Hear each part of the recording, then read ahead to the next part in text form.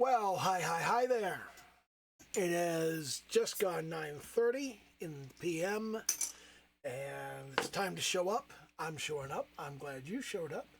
I appreciate every single one of you. Like, comment, subscribe, all that happy horse shit. And let's shit in the box.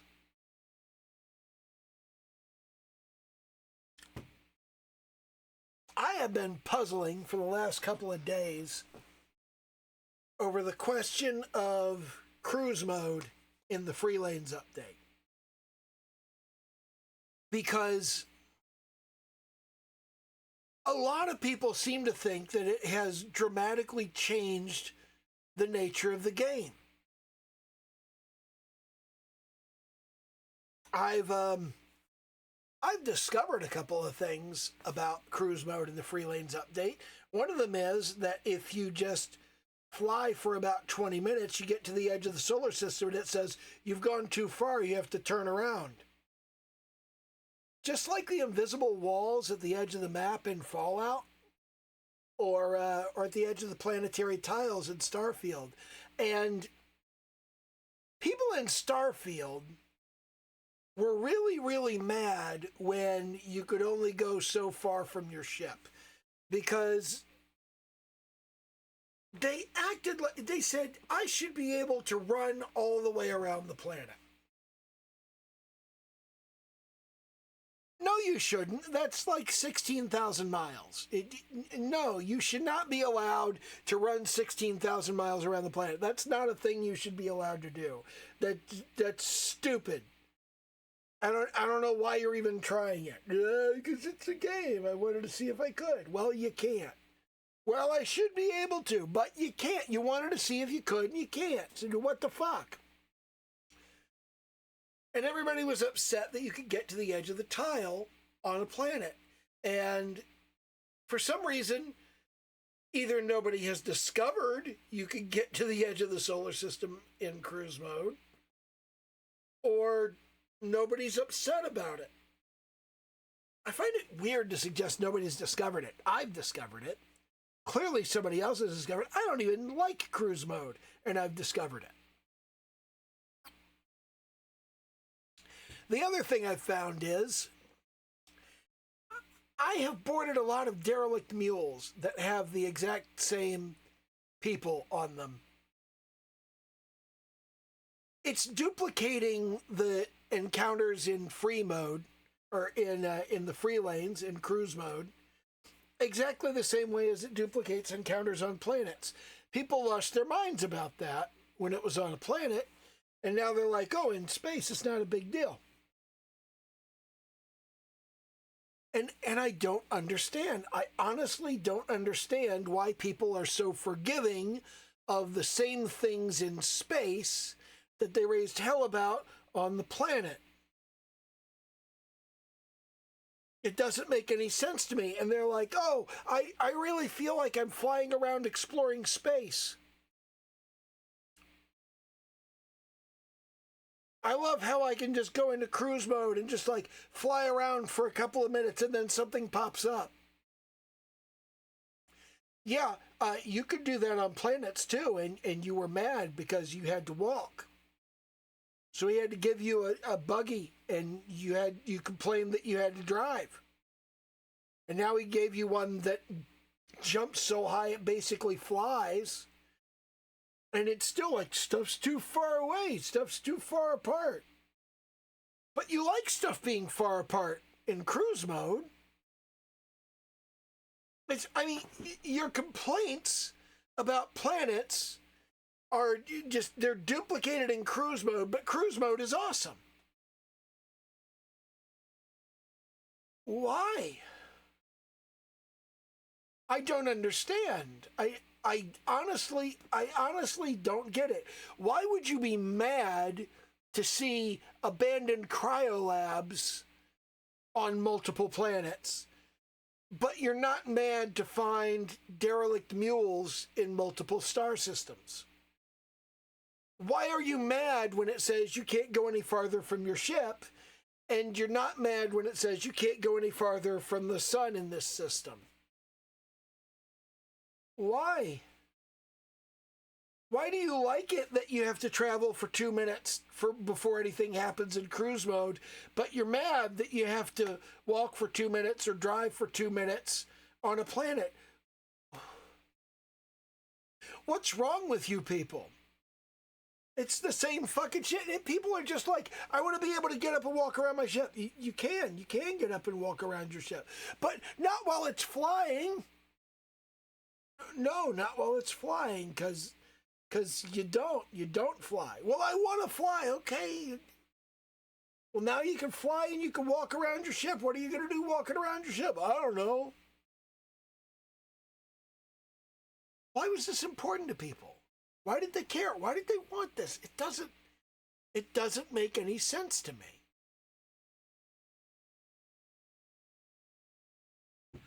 I've already gone over why it doesn't make narrative sense in the game. I've already gone over why it doesn't make sense as a game design feature. But people like it. Why? It doesn't make any sense. I don't understand. And I mean, my go-to response for anything like this is that people are fucking stupid. Because they are. I don't know, man. It doesn't make any sense to me. I don't know why. I don't know why people wanted this. Every time somebody tells me that Starfield, well, not every time, but frequently somebody will tell me Starfield is an awful game, and they'll say, the players have made it clear what they want in games. And they voted with their pocketbooks. You can tell from the sales numbers. From games like Cyberpunk. I think Cyberpunk is dog shit. And games like Baldur's Gate 3. I don't like the Baldur's Gate games. They're very good games, but when I played the first Baldur's Gate, it just felt clunky and awkward. And when I played Baldur's Gate 2, they did a fantastic job of bringing the experience of tabletop Dungeons and Dragons onto the computer in a video game that you could play by yourself.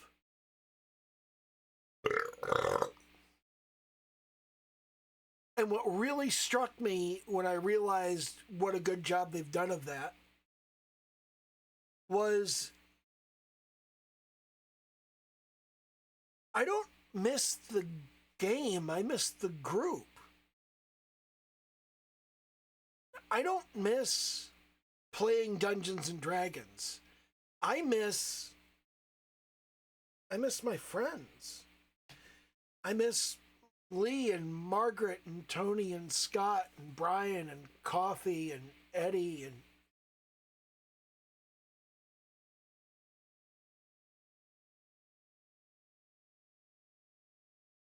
I miss my friends. And playing Baldur's Gate 2 just made me sad. Because I'd play and I'd go, oh man, if I were back at the table with the guys, Coffee would say this and Scott would say that, and then Brian would quote Monty Python.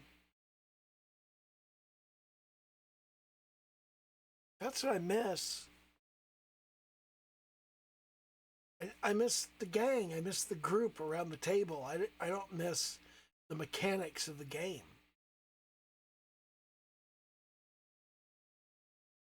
So I don't know. Baldur's Gate 3 doesn't interest me because Baldur's Gate 2 just made me sad. And I feel like Baldur's Gate 3 would also just make me sad. And also, I've talked about this before, but a lot of modern video games, especially in the AAA space, feel like the developers wanted to make a movie. Well, make a movie. Don't make a game when you want to make a movie. Just make a fucking movie. Don't make me watch a 10-minute short film to advance the plot and then put like 20 of those together, and now it's a 3-hour movie.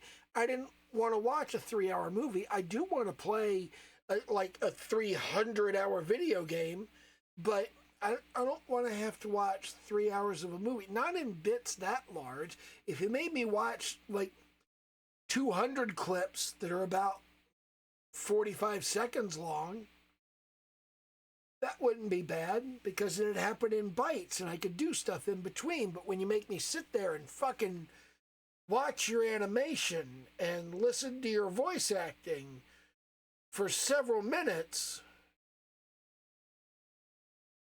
I feel like at any given point in a game, if the player doesn't have agency and control and the ability to do something within the game, you need to hurry it up and get to the next point where the player can do things. I don't like being stuck not doing things. Bethesda has done this a lot in Starfield. There are a lot of conversations where it's very atmospheric, yes, and I very much appreciate that you're telling a story here. And here we are in the council at the mass building, and we're talking about the Terramorph threat. And you've got your line after line after line after line after line after line after line. Can we just fucking move this along? It's frustrating. And I understand that in a story-driven game, you're going to have moments like this. But can we not be so long-winded? Can we not be so long-winded, and can we not make the player sit through long, obnoxious things? You go to Londinium, and it's like, there are steam tunnels under the city. Let's talk about this. Oh, did you know that? I don't know. I knew that. We have to go over there. Let me provide power to the lock mechanism. Why didn't you say, oh, there are steam tunnels under the city. I will unlock the door. And then you could talk about, how did you know that? Oh, I'm not sure. Well, we're on the way over there. And when we get there, the door's already open. And we open it, we go through. That would be nice. But no, they have to make me sit through a conversation. Bethesda's not perfect. It's annoying when people do that. At least Bethesda lets me walk around during the conversation. I can do something during the conversation. You can turn that off. You can turn on your dialogue camera and make yourself sit there. That's a Peter Molyneux thing. That's from the Fable series of games, where Peter Molyneux said, why do we make the player stand there and listen to the conversation? Let them wander around during the scene. Let them wander around and do stuff. Just like, don't even pause the game. Just play out the scene. Have the conversation go on. And the player can either be there or not. They can wander away if they feel like it. Because why take control away from the player? Peter Molyneux was fucking brilliant. He designed really great games.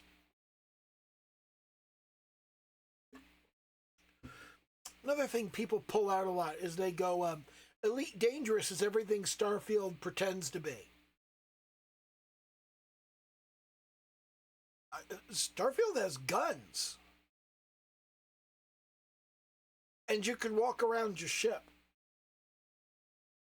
Can't do that in Elite Dangerous. Or at least you couldn't last time I checked. People were still bitching about it. People were still bitching about it just a couple of months ago. I came across some people bitching that you still can't get up and walk around your ship. We still don't have ship interiors. I don't know why people want them. There's no point to it, but people talking about Elite Dangerous is this great thing. I'm like, Elite Dangerous is just staring at the arse end of your ship all the fucking time.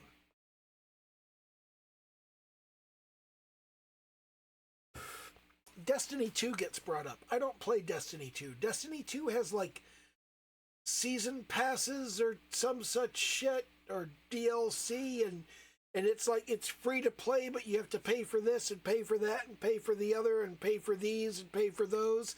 And people are constantly complaining about that, and they're like, I'm $800 in on Destiny 2. And why? Like, what game is worth that? I'm $120 in on Starfield, but I've got thousands of hours in on it. You know, I'm about $350 in on Stellaris. And I'm annoyed at myself for that. And I have said, I'm not doing that again.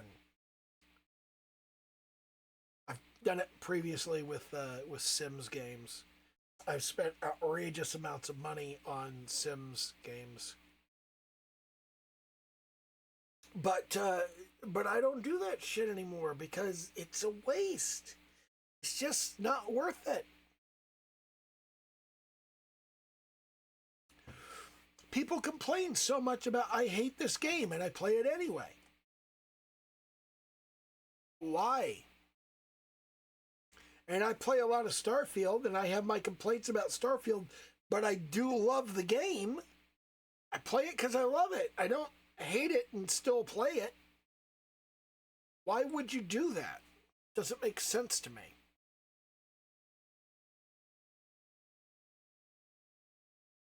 But everybody they reel off this list of 3 to 5 games typically that I don't like. And they say, these are the games that people want. These are the games that people want to play.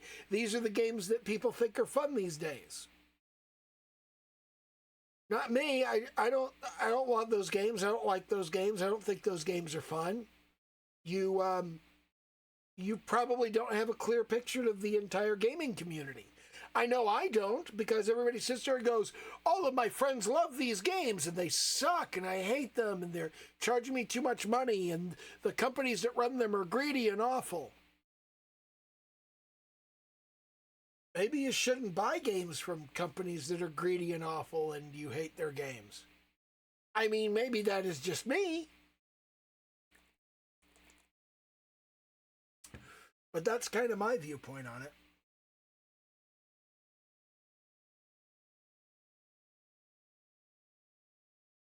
There's a large segment of the gaming community that I just don't understand. And I think maybe I will just never understand them. But the thing I'd like to communicate to anybody watching this video, which is basically nobody,